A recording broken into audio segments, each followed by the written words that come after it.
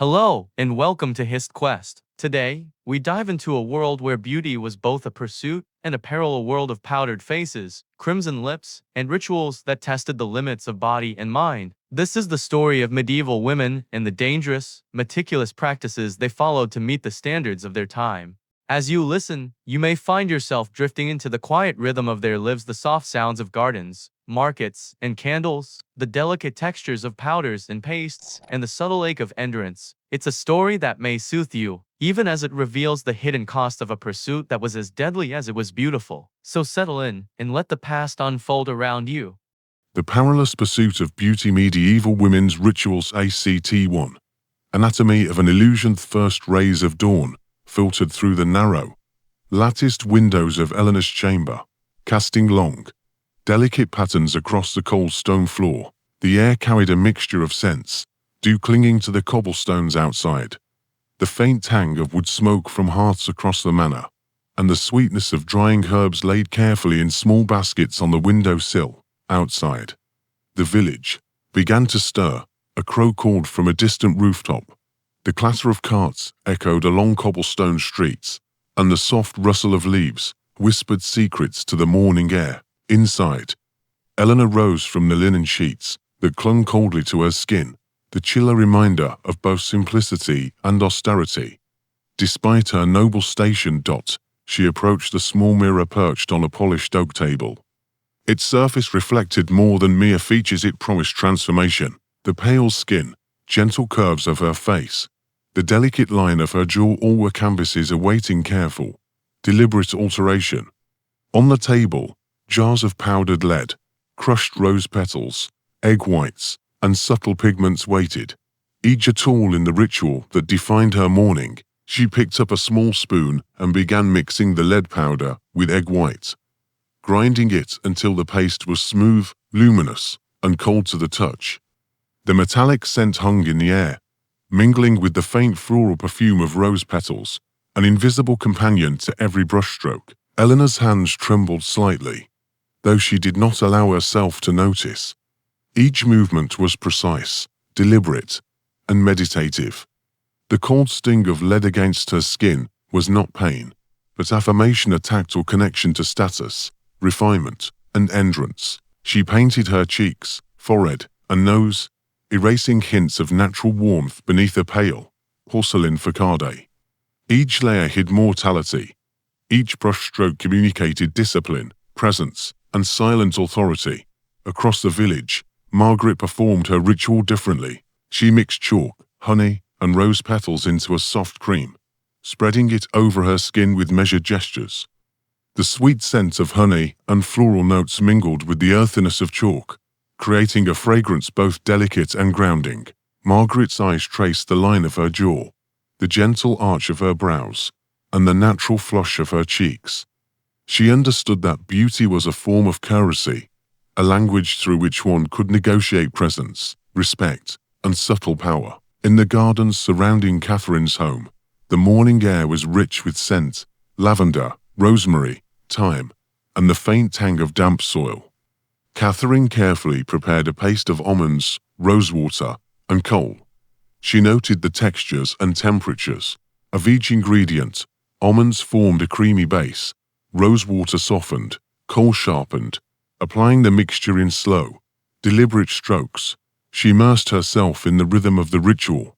Each movement communicated discipline and care, a subtle assertion of refinement, resilience, and authority. Beyond the manor walls, the village thrived. Merchants shouted, displaying vivid cloths and ripe fruits, while the smell of fresh bread and roasting meats drifted through open windows.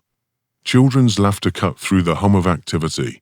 Every sound, every smell, every motion reminded women of the outside world, the eyes that watched, the judgments that lingered, the expectations that shaped behavior. Preparing oneself was not vanity. It was survival, literacy in a social code written on the skin, understood through gestures, expression, and posture. Eleanor paused before her mirror, inhaling the faint metallic scent of lead paste, feeling its cool weight. Her pulse quickened subtly, a reminder of the corporeal cost of beauty. The discomfort was transformed into meditation. each ache a confirmation of discipline.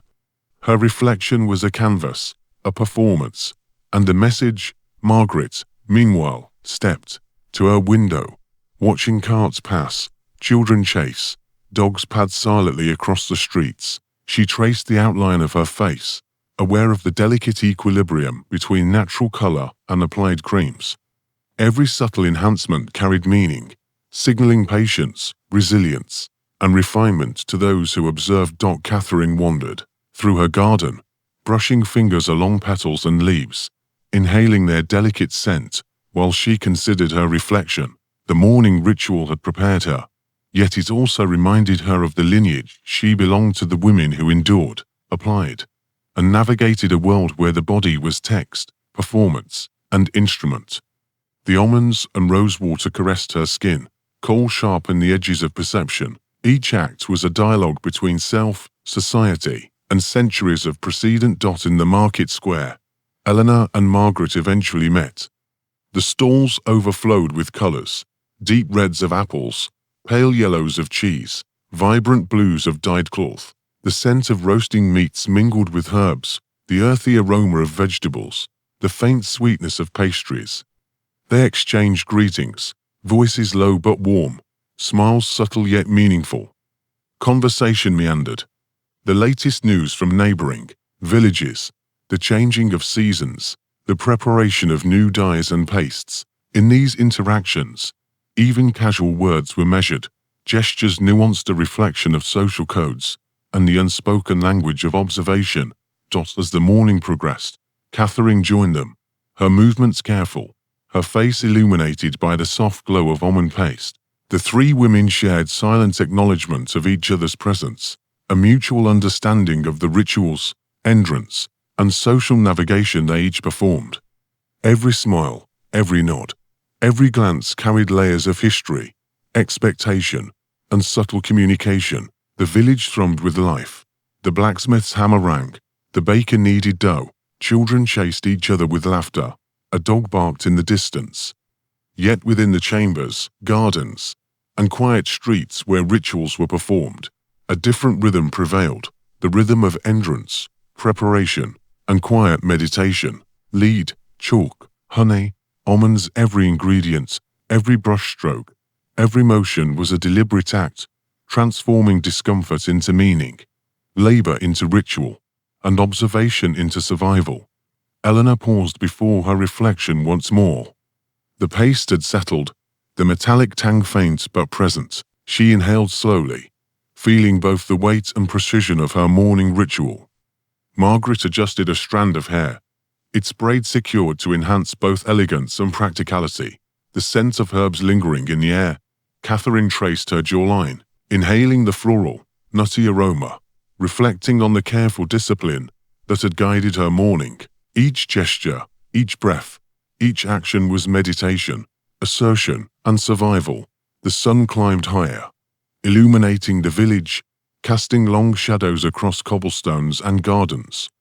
Birds called, leaves whispered, merchants shouted, children laughed. Yet within the women, a silent cadence persisted, a rhythm of entrance, transformation, and observation. The masks they wore, the pastes they applied, and the rituals they performed were not superficial. They were languages, survival tools, and meditative practices, linking body, mind, and society in a quiet, unbroken lineage of experience and resilience. ACT 2. Leaden Delph morning light fell softly on Eleanor's chamber, highlighting the faint sheen of the lead-based paste on her skin. The powder, once smooth and luminous, now carried a subtle chill, a tactile reminder of its insidious nature. She lifted a small brush and began layering it further, blending carefully along her cheeks and forehead. The scent of metal was faint but persistent, a ghost that lingered with every breath. She did not flinch. She had learned to translate the slight sting into discipline, endurance, and subtle assertion of social rank. Beauty was not gentle, it was a deliberate performance of survival, patience, and control. Margaret, seated by her window, prepared a mixture of crushed cinnabar and rosewater for her lips. The paste was bright, almost defiantly red against her pale skin, Yet she was acutely aware of its dangers. Mercury could creep slowly through the body, leaving faint tremors, headaches, or dull aches. She had felt the mild tingling in her fingers as she applied the paste, but she focused instead on its symbolic power. The bold hue communicated refinement, education, and the careful adherence to societal codes. She paused, observing her reflection. The color seemed to speak louder than words, signaling not vanity, but resilience, an assertion that she could navigate the delicate language of observation with grace. Catherine approached the preparation with ritualistic precision. Almond paste, powdered lead, coal, and rare pigments from distant markets were mixed in precise proportions. She inhaled the subtle aromas, earthy almonds, metallic lead, floral notes from rosewater. The sensory layering grounded her in the physicality of the act, even as her mind wandered through thoughts of those who had come before her. Women of noble houses, nuns, courtiers, they had all borne similar burdens. Each pinch of skin, each careful layer of powder, was a dialogue with history, a conscious engagement with entrance, observation, and identity. In the village, beyond their chambers, life went on with indifferent rhythm. Carts rattled over cobblestones, merchants hawked fruits, cloths, and spices, the scent of roasting meats and fresh bread weaving through the air. Children darted between stalls, their laughter ringing in the cool morning.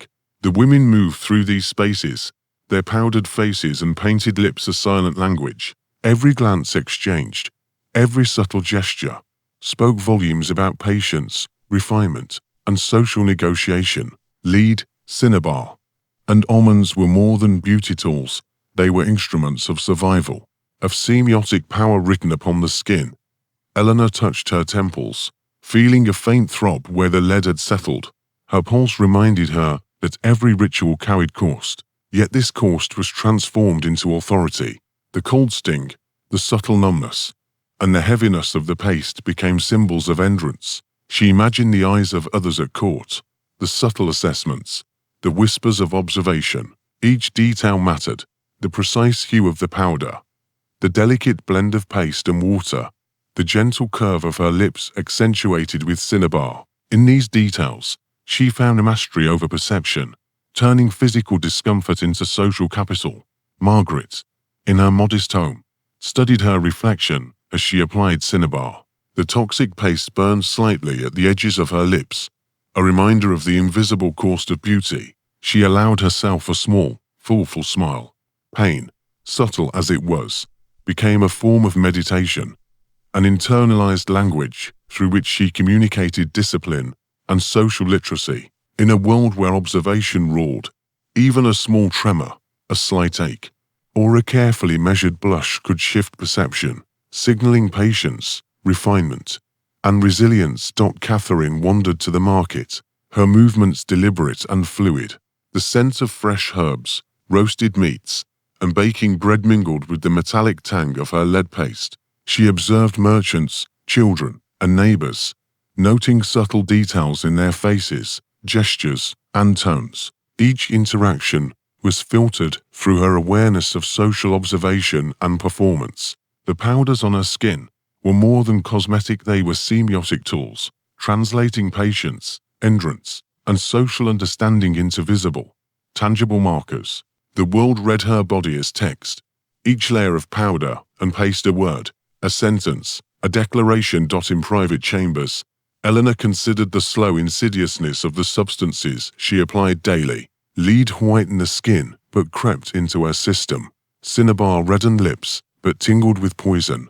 Yet these chemicals, invisible to the casual observer, were language. The slight tingling in her fingers, the faint headache behind her eyes, the cold bite of paste, these became symbols, coded into entrance, patience, and presence. Social observers saw only the flawless, luminous skin, the delicate blush, the careful contouring. They did not see the labor, the subtle discomfort, the hidden dialogue between body and society. Margaret's lips glistened as she applied cinnabar. Aware that the color signaled refinement more than frivolity, she reflected on the discipline of previous generations. Women who had endured fasting, applied toxic pastes, and maintain delicate appearances while navigating social expectations. The act of beauty was therefore both survival and communication, a way to assert control over perception in a world defined by observation, judgment, and hierarchy. Catherine returned home, her face glowing with the soft sheen of almonds and lead, her lips a subtle red from cinnabar. She inhaled deeply, savoring the mixture of scents, the metallic tang of lead, the earthy warmth of almonds, the floral hint of rosewater, the faint sweetness of cinnabar. Each scent, each texture, each sensation grounded her in the ritual, transforming discomfort into mastery, observation into agency. She knew that entrance had its own language, one inscribed on the skin, readable only by those attuned to its subtleties. The village buzzed with midday activity. Children's laughter, merchants' calls, the clang of blacksmiths' hammers, the soft hum of women's chatter, all were interwoven into the fabric of daily life. Amidst this, the women moved with intentionality, their appearances a careful negotiation of social codes, status, and resilience. Lead, cinnabar, almonds, chalk, and rosewater became more than substances. They were instruments, symbols, and tools of agency. Pain and discomfort were not endured in vain, they were cultivated into meaning, transforming the body into a visible testament of patience, sophistication, and understanding. As the sun climbed higher, Eleanor paused at her mirror, feeling the weight and cold of the paste, noting the subtle throb in her fingers. Margaret adjusted a strand of hair, blending it with the meticulous lines of her painted face, aware of the intricate semiotics of gesture and gaze. Catherine traced the curve of her jawline with a fingertip, inhaling the faint floral and metallic scents, contemplating the interplay of labor, beauty, and entrance. Each movement, each breath, each tactile sensation was a meditation, assertion, and survival. By midday, the rituals were complete, yet the women's awareness remained heightened. Every glance from a passerby, every whisper in the marketplace, every subtle gesture was read, decoded, and understood. The powders, pastes, and pigments were symbols, communicating entrance, patience, and social intelligence. The toxic beauty they bore was simultaneously a shield, a language, and a meditation, a slow, deliberate dance with society, history, and self. ACT3 painful sanctitithe morning light had softened into a pale, filtered glow as Eleanor knelt before the small altar in her chamber. Candles flickered, casting dancing shadows across the walls, and the faint scent of incense mingled with the lingering metallic tang of her morning cosmetics. She closed her eyes, feeling the cool stone beneath her knees, the pressure a subtle reminder of the devotion she had promised to the unseen. Her hands folded, fingers brushing against each other, and in the quiet, she felt the rhythm of her own heartbeat. The world outside might bustle with life, yet here, in these moments of deliberate immobility, she confronted both her body and her spirit. Pain and discipline had become inseparable, threads woven into the fabric of her daily existence. Margaret, in her modest home, had already begun her morning prayers. Her lips, still colored faintly from cinnabar, moved silently as she repeated passages she had learned as a child. The scent of rosewater and chalk clung to her skin, mingling with the earthy aroma of fresh bread baking nearby. She reflected on the small sacrifices she made, the minor discomforts she endured, and the spiritual discipline that demanded both attention and entrance. The act of bowing, kneeling, and holding her hands in precise positions became not only a devotion to God, but a meditation on patience, resilience, and subtle mastery over herself. Catherine wandered through the monastery garden, her steps measured, careful not to disturb the fragile flowers that leaned toward the morning sun. Each inhalation brought the scent of lavender, rosemary, and damp earth, mingling with the faint floral fragrance of her almond and rosewater paste. She paused beneath a small, ancient tree, tracing its rough bark with her fingertips, thinking of the generations of women who had walked similar paths. Pain, she realized, was not merely physical, it was spiritual, a conduit through which the soul was disciplined, refined, and elevated. The soft prick of her fingertips on the bark, the weight of her knees on the stone path, and the subtle pull in her muscles from kneeling were all part of a silent, continuous ritual. The women's thoughts intertwined with the soundscape around them.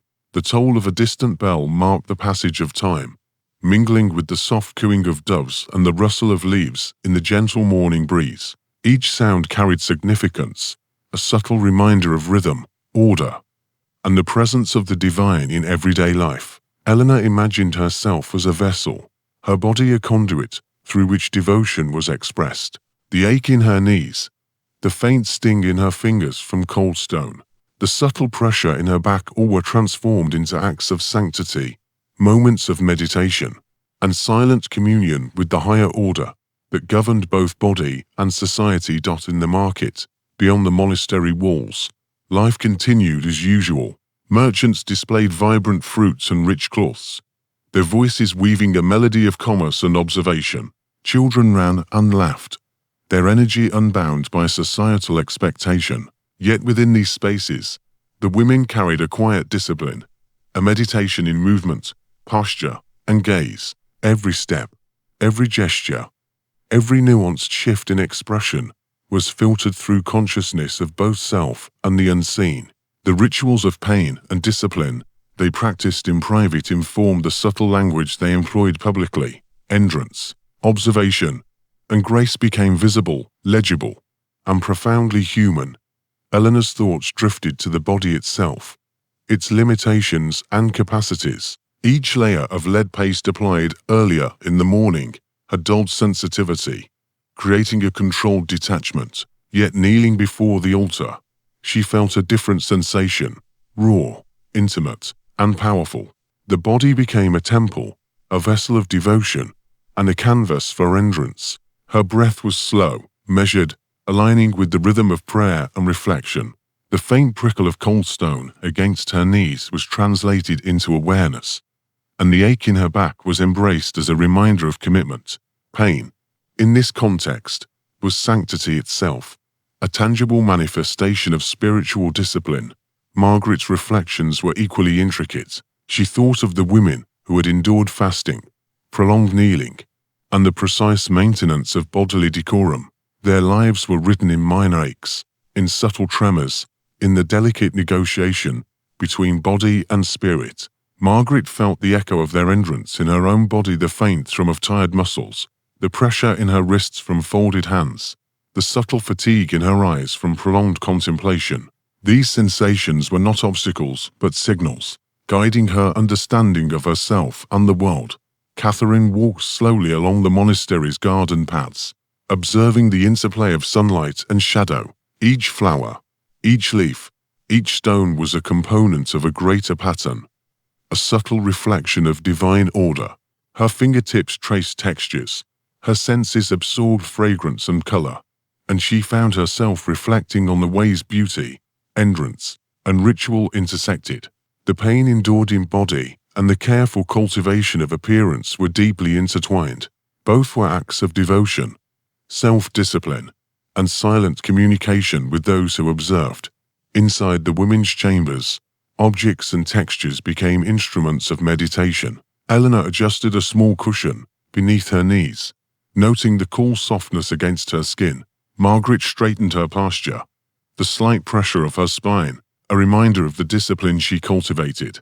Catherine smoothed the folds of her garments, the rough linen softening under her fingertips, a tactile reminder of the marriage between physical endurance and spiritual focus. In these acts, the women found continuity, rhythm, and subtle empowerment.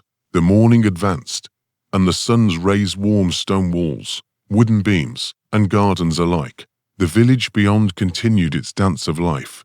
The ringing of hammers from the blacksmith, the chatter of merchants, the soft clatter of carts, the laughter of children. Yet within the rituals of these women, a different tempo prevailed, deliberate, meditative, and profoundly human. Lead, cinnabar, almonds, chalk, and rosewater were no longer merely tools of beauty, they were instruments of discipline, patience, and spiritual alignment.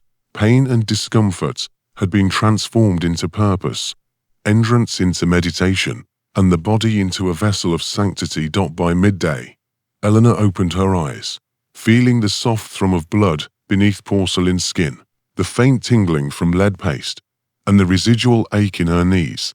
Margaret inhaled the mingling scents of honey, chalk, and rose petals, grounding herself in awareness and entrance. Catherine paused beneath a flowering bush, her gaze tracing petals and leaves, reflecting on the delicate balance between physical discipline, beauty, and spiritual practice. In every sensation, every thought, every gesture, they experienced a complex tapestry of devotion, entrance, and subtle power and meditation on what it meant to inhabit a body, navigate society, and find sanctity in ritualized pain. ACT 4. Poisoned obedience. Sev. Late morning sun poured into Eleanor's chamber, illuminating the pale luminescence of her lead-whitened skin. Each layer she had applied that morning now shimmered faintly, a fragile armor against both eyes and judgments. The metallic scent clung to her, a subtle reminder that beauty had a price. She touched her temples, feeling the slight numbness, the faint tingling creeping through her fingers, a silent testament to entrance. Lead, mercury, and other exotic powders were not merely cosmetic, they were instruments, subtle statements of obedience, patience, and silent conformity to societal and religious expectations. Margaret, seated near her window, prepared another layer of cinnabar for her lips. The vivid red was striking, yet she felt its weight, not just on her skin, but within her body. Mercury, the subtle poison, spoke in tremors and mild headaches, transforming the act of beautification into meditation and discipline. Her thoughts wandered to the lessons she had learned in quiet mornings past. Entrance was not simply for herself, but for the eyes that observed her, for the social code she was bound to obey, for the invisible threads connecting her to generations of women who had lived and suffered the same delicate rituals. Catherine moved through her garden, brushing fingertips along fragrant herbs and flowering plants, inhaling the mingling scents of lavender, rosemary, and almond paste. Each scent was a subtle accompaniment to the ritual of preparation, to the awareness of body, environment, and society. The faint prickle from lead paste, the tingling of cinnabar, and the warmth of sun on her skin created a sensory tapestry, each sensation a marker of entrance and obedience. The body, she understood, was a canvas and a symbol, communicating, silently, the balance between submission and subtle power, between societal expectation and self-mastery. Outside, the village carried on, oblivious to the delicate chemistry of pain and beauty performed within its homes. Merchants shouted, carts rattled, and children ran with carefree energy. The women's appearances, however, were deeply interwoven with these surroundings. Powdered faces and red lips were texts written upon the body, legible only to those trained in observation, interpretable as messages of patience, refinement, and subtle negotiation with the invisible eyes of society. Lead and cinnabar, almonds, and chalk were simultaneously shields, ornaments, and instruments of semiotic communication. Eleanor reflected on the social course embedded in every cosmetic choice. The metallic cold of lead was discomfort, yet it was converted into social language. Entrance equated to virtue, paleness equated to refinement, subtle aches equated to compliance and awareness. Pain became an indicator of discipline, the body a medium through which obedience and understanding were inscribed. She moved carefully to her window, gazing across the courtyard where women, children, and servants went about daily life, translating their gestures, observing the delicate hierarchies that dictated movement, posture, and gaze. Margaret's own observation extended beyond mere reflection. She considered the weight of expectation, family, neighbors, clerics, and peers, all watching and judging, consciously or not. Each application of paste, each measured gesture, each act of patience was not simply for vanity, it was obedience, social literacy, and survival. Mercury tingled along her lips, a faint reminder of the invisible cost, yet the red glow communicated knowledge, patience, and subtle mastery. The poison and the cosmetic were inseparable. Together, they spoke a language of conformity, entrance, and silent authority. Catherine knelt briefly by a flowering bush in her garden, feeling the rough texture of bark beneath her fingertips and inhaling the combined scents of herbs, almonds, and rosewater. She considered the body's signals, the faint thrum of chemical absorption, the subtle weight of paste on skin, the persistent tingling that reminded her of the delicate balance between appearance and internal state. Each sensation was absorbed, interpreted, and transformed into consciousness, awareness of self, observation of others, negotiation with social norms, and alignment with religious discipline. The women's interactions that day were punctuated by delicate exchanges. In the market, Eleanor greeted a merchant with a faint, controlled smile, her powdered cheeks gleaming. Margaret nodded to a neighbor, lips tinted bright red, conveying a sense of discipline, refinement, and awareness. Catherine responded to a passerby's greeting, her gestures measured, deliberate, a quiet declaration of control over perception. Each movement, each glance, each subtle expression was carefully calibrated, layered with both chemical and social meaning. Beyond cosmetics, the day involved deliberate acts of self-restraint and spiritual discipline. Eleanor fasted lightly, sensing the subtle emptiness as a form of control over both body and mind. Margaret walked slowly through the streets, observing the rhythm of human behavior, noting how obedience, patience, and endurance were rewarded subtly in nods, glances, or unspoken recognition. Catherine continued her prayers, kneeling for long stretches. The ache in her back and knees transformed into meditation. Pain, poison, and beauty were inextricably bound, each element reinforcing the others, forming a continuous cycle of sensory awareness, social communication, and internal discipline. By mid-afternoon, the women reconvened in private chambers. Eleanor applied a final touch of powder, feeling the familiar cold metallic texture as an assertion of endurance and patience. Margaret retouched her lips, acknowledging the subtle tingling that signaled both danger and potency. Catherine smoothed her almond paste, inhaling its warmth and floral scent, contemplating how every act, every sensory input, every chemical trace contributed to a subtle mastery over both self and observation. The ritual of beauty had become ritual of obedience, a dance with danger, social expectation, and personal resilience. The village continued its daily hum. Blacksmiths struck metal, children ran and shouted. Merchants hawked their wares, yet in the quiet chambers and gardens where Eleanor, Margaret, and Catherine performed their meticulous rituals, a different rhythm prevailed, deliberate, meditative, and profoundly human. Lead, cinnabar, almonds, chalk, and rosewater were no longer merely cosmetic. They were instruments of social literacy, endurance, and spiritual alignment. Pain and subtle poison were transformed into meditation, observation into power, and the body into a vessel of coded obedience, signaling both awareness and mastery to those who knew how to read it. By evening, Eleanor exhaled, feeling the accumulated weight of chemicals, rituals, and social observation. Margaret traced her fingers along her lips, noting the faint tingling of cinnabar, and Catherine inhaled the mingling scents of almond, rosewater, and herbs, contemplating the intricate dance of endurance, beauty, and obedience. Each sensation, each gesture, each thought had been absorbed, processed, and transformed into subtle power, communication, and meditation, a reflection of centuries of practice, survival, and adaptation. ACT 5. Shadows of the past. As dusk settled over the village, a gentle hush descended, softening the sounds of carts, laughter, and distant hammers. Eleanor stood by the window, gazing at the muted glow of the setting sun.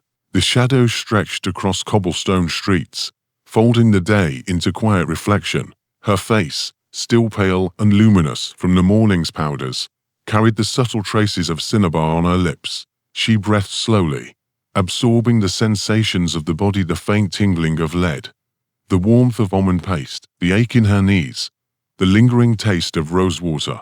Every moment was a memory, a record of entrance, ritual, and subtle power.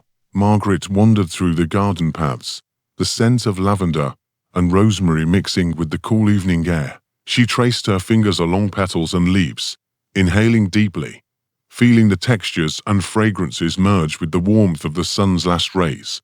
Her mind reflected on the lives of women before her, those who had endured fasting, kneeling, lead powders, and cinnabar.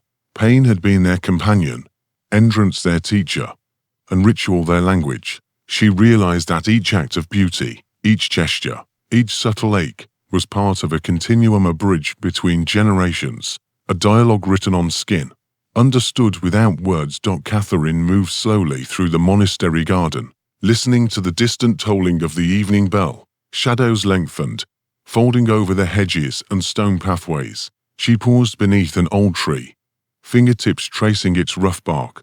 The garden was quiet, yet alive with memory. The women who had walked these paths, who had applied powders and pastes, who had knelt in devotion and endured pain, were all present in the rhythm of place. The faint metallic tang of lead on her skin, the warmth of almonds and rosewater, the subtle redness of cinnabar on her lips, all were evidence of a past carried forward, a story of endurance, subtle power, and resilience. The village itself seemed to exhale as night approached. Lanterns flickered in windows, casting a golden glow across stone walls.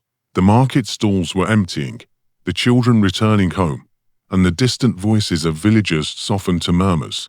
Within the chambers, the gardens, and the quiet streets where Eleanor, Margaret, and Catherine had performed their rituals, the lingering energy of the day remained a testament to discipline, observation, and endurance. The powders, pastes, and pigments were no longer simply cosmetics. They were markers of history, carriers of memory, and instruments of subtle communication. Eleanor reflected on the contrast between past and present. The rituals of beauty had been both perilous and precise, entwined with social codes, religious devotion, and personal endurance. Lead whitened the skin, but poisoned the body. Cinnabar reddened the lips, but carried tremors of mercury. Fasting disciplined the spirit, but drained the flesh. Each act was simultaneously beautiful and dangerous, mundane and profound. Yet through these practices, women had asserted subtle agency, communicated their literacy in social codes, and created continuity with generations before them. Margaret considered the sensory details she had absorbed throughout the day, the metallic tang of lead, the floral warmth of rosewater, the creamy texture of almonds, the vivid sting of cinnabar. Each smell, each touch, each ache had been transformed into meditation, observation, and endurance. The rituals had taught patience, resilience, and subtle understanding of self and society. They had created a language that spoke through body and gesture, a dialogue with history that required no words, only presence and awareness. Catherine inhaled the fading scents of the garden, feeling the gentle warmth of sun on her skin, the subtle cold of stone under her feet. She reflected on the interplay of pain, beauty, and obedience, the physical discomfort of powders and pastes, the spiritual discipline of prayer and kneeling, the social language encoded in gestures and appearance. These acts, she realized, were not simply relics of the past. They were echoes, shadows that informed the present.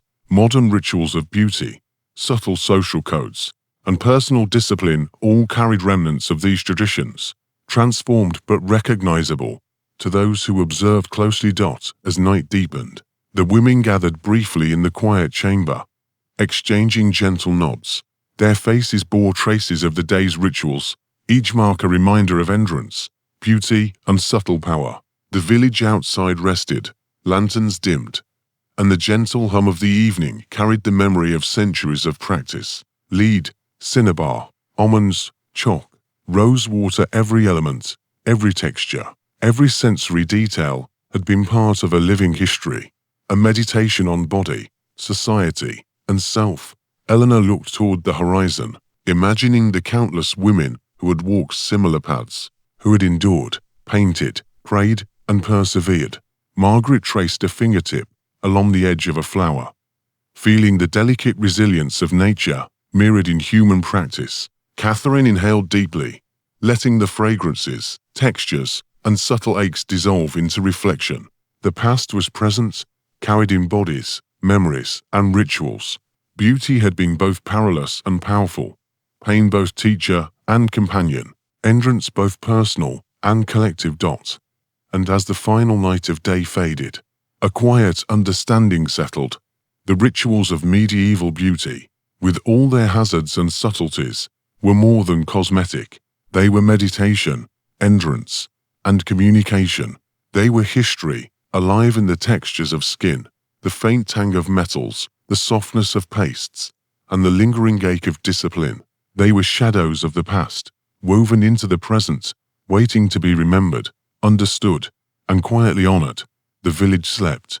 The women rested, their bodies marked by the day's rituals, their minds rich with reflection. Outside, lanterns flickered, winds whispered through leaves, and the world held its breath in the delicate balance between history and memory, beauty and endurance, past and present.